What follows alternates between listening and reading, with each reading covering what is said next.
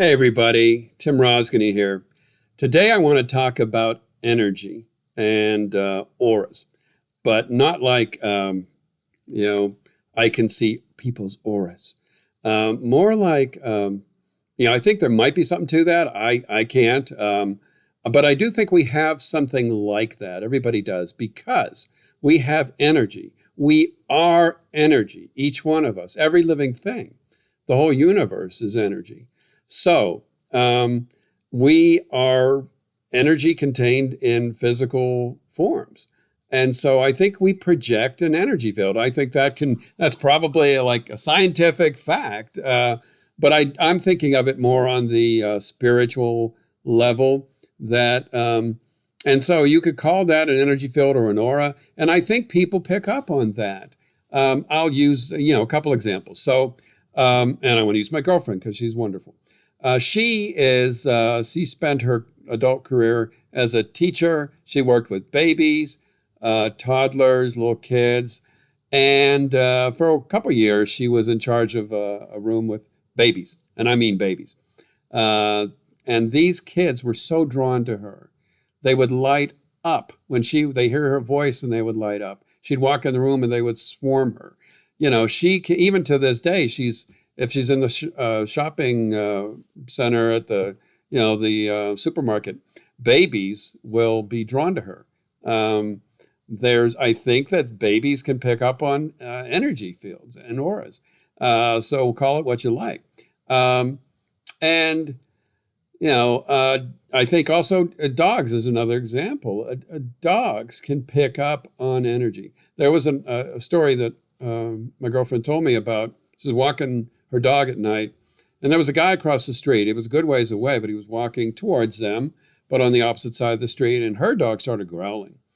Her dog was, started growling out of nowhere, and he did not stop, and he just wouldn't take his eyes off this guy until he was well past him. He turned and watched him go. So, what does that tell you? That tell you that the dog picked up on something about this person from a distance that was like bad news. And he was on alert, hackles up, all that. So he was picking up on that person's energy. And I do believe that to be true, that dogs and babies and animals in general can pick up on that kind of on energy. So I think we all project a level, some kind of an energy field, and people can pick up on it. Another example, I think everybody knows somebody who they call them or think of them as a bright light. Somebody in your life, you probably have someone who they just seem to shine from within. There's a glow about them. They light up a room. It's nice to be around them. You feel better after being with them. And it's wonderful. And I think that there's something very profound about that whole phenomenon, that we are energy receptacles. We are energy givers. And depending on our experiences, we have energy to give or we don't.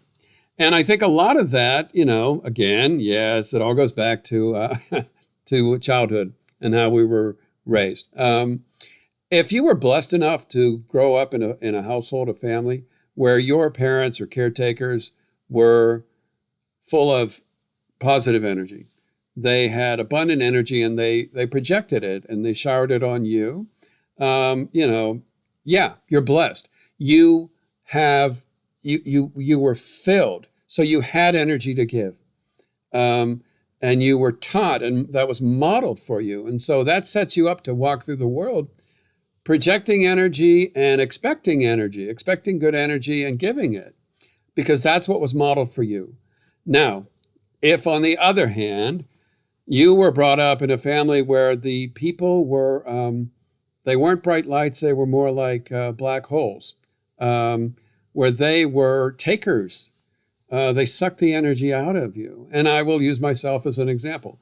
My mother she had light in her. She definitely did. She was also incredibly needy and wounded.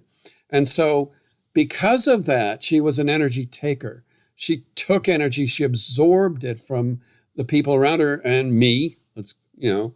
I experienced that dramatically. It had a major impact on me. It set me up to function from an energy deficit.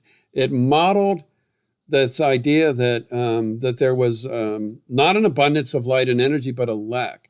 And so I operated in the world. I moved through the world with this from this place of a deficit, which means I did not walk around the world projecting good things. I did not project positive energy. I was depleted. And that had a major impact on the way the world treated me, the way I interacted with the world, and vice versa. And so, it carries over through into adulthood. I guess what I want to ask you to think about is think about yourself being, a creature of energy, and that you have an energy field. What kind of energy do you radiate? And I know it changes. It always changes. It's not the same. But, there is sort of a core way of being. We all know people who radiate, negative energy.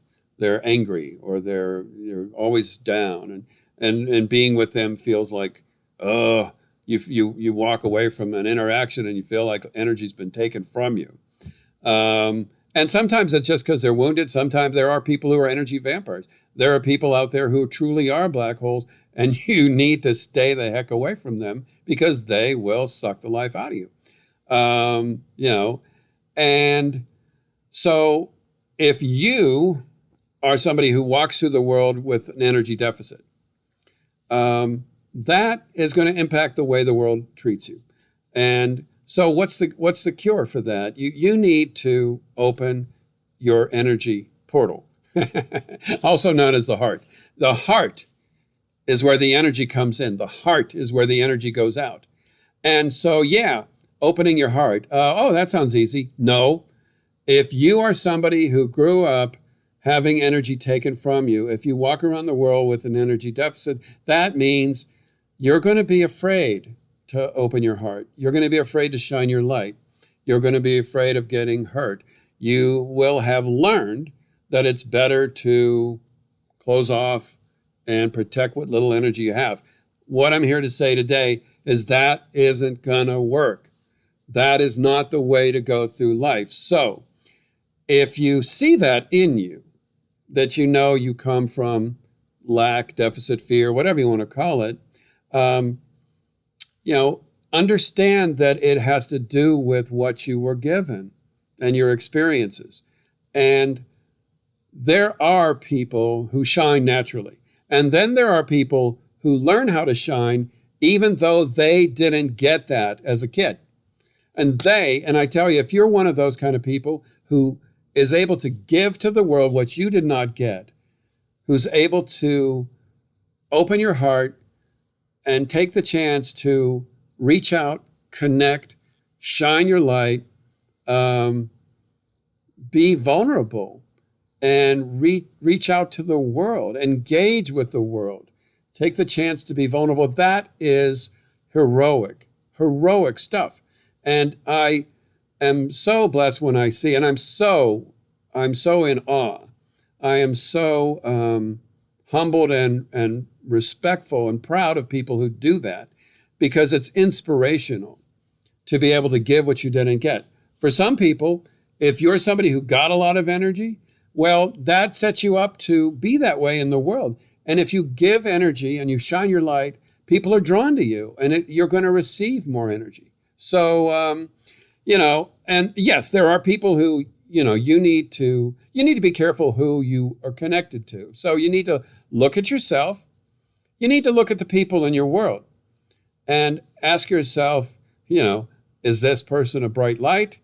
Are they somebody who is a black hole? Are they somebody who's sucking energy from me? Do I get energy from them? How do I feel after I interact with them? And understand that some of that is on you. You're responsible for the energy you bring to the world, to life. You're responsible for that. And that might take courage for you to shine brightly and to risk being vulnerable and showing the world who you are. And it means opening your heart. So it's It's just a way of looking at things. Most of us are somewhere in between supernovas and black holes, but the way you engage with the world will determine your experience.